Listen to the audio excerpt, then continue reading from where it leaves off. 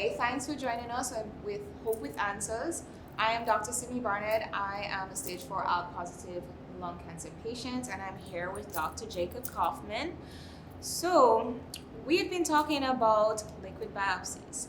So, I'm pretty sure that most patients want to know what type of information can they get from the liquid biopsies, and how does that help their doctor learn more information about their cancer?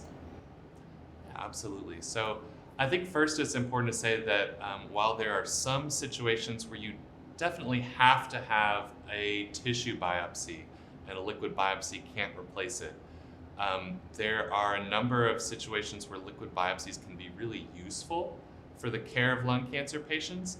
But there aren't necessarily guidelines on exactly when they should be used. So a lot of it is up to the discretion of the expert oncologist who's taking care of these patients. So, as I mentioned in the first segment, one of the situations where they can be really useful is if we know there's a cancer and there's a diagnosis of cancer, but there either wasn't enough material to do the detailed testing of mutations on the original biopsy, but we still need that information. So, if there's scant tissue from the biopsy, we can often get all or most of the mutation data that we need by doing one of these liquid biopsy tests. So that can be really useful. And then the patient says, do I need to get another biopsy for this information? And we can say, no, we know you have a lung cancer, but we're getting some of this information from a blood-based test. Another really useful situation is that sometimes we're worried about a cancer changing over time.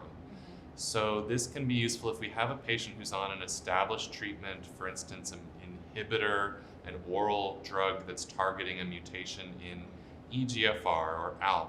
And maybe they've been on this drug for some time, but we're concerned that the cancer could be growing or developing resistance, or that we might need to make a change in treatment from the drug that's been useful to a different drug. And in that case, let's imagine that this drug started in the year 2020, but now it's 2022 or 2023 and we're needing to make a change. The mutation results that were accurate in 2020, there may be new mutations that have developed over time that could lead us to pick one of the options for the next line of treatment over another option. And so that information requires getting new mutation testing. Oftentimes we will still want to do a new tissue biopsy because there are tests and microscopic things that we can look for that are missed on the blood-based testing. Sometimes we'll do one by itself. Sometimes we think that the blood-based testing is sufficient for the questions we're interested in. And even in some cases, we'll say we want to do both at the same time. So that's why it's really kind of at the discretion and the expert level care that the oncologist is providing, but definitely questions to be talking about these things when the doctor's talking about we're going to get more information, we're going to get a new biopsy, we want to know what all our best options are. And the liquid biopsy is a tool in the toolkit that can be extremely useful in some of those cases. Okay. So, I mean, you did talk about using the liquid biopsy, I guess, in conjunction with the tissue. But, I don't necessarily think I want to go through getting a tissue biopsy all over again. How far do you think we are from just being able to say, let's just use the tissue let's do the blood to be able to go through and diagnose lung cancer? So that can be tricky as of now. So who knows, these tests are getting better and better every year. So 5 years from now, this may be a different conversation. And we got to be a little nuanced, but let's imagine that we have a cancer patient or a patient who has a spot on the lung that looks a lot like cancer and we're really concerned about that. We could do the blood-based testing and we could see mutations that look like they could be associated with a lung cancer. But until we actually see those cells under the microscope, we can't be sure that it's a cancer or something else. And also, it's really important that we can't be sure whether it's a cancer that started in the lungs or a cancer that started in another part of the body and spread to the lungs.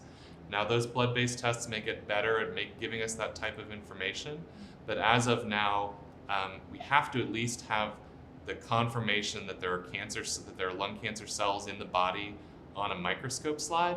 And then, imagine 3 years down the road, that same question, resistance is occurring, we need more information.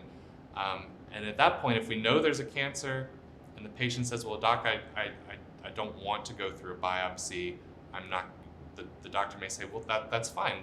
We won't do the biopsy. We already know that this is a lung cancer, and the blood-based test may be able to give the doctor everything that he or she needs to treat that patient. But again, a conversation with the oncologist and a very useful option to consider in many circumstances. Okay. Well, thank you for that. Thank you, Dr. Hoffman, for giving me that information. It's a lot of food for thought. And I hope this is helpful to our audience out there.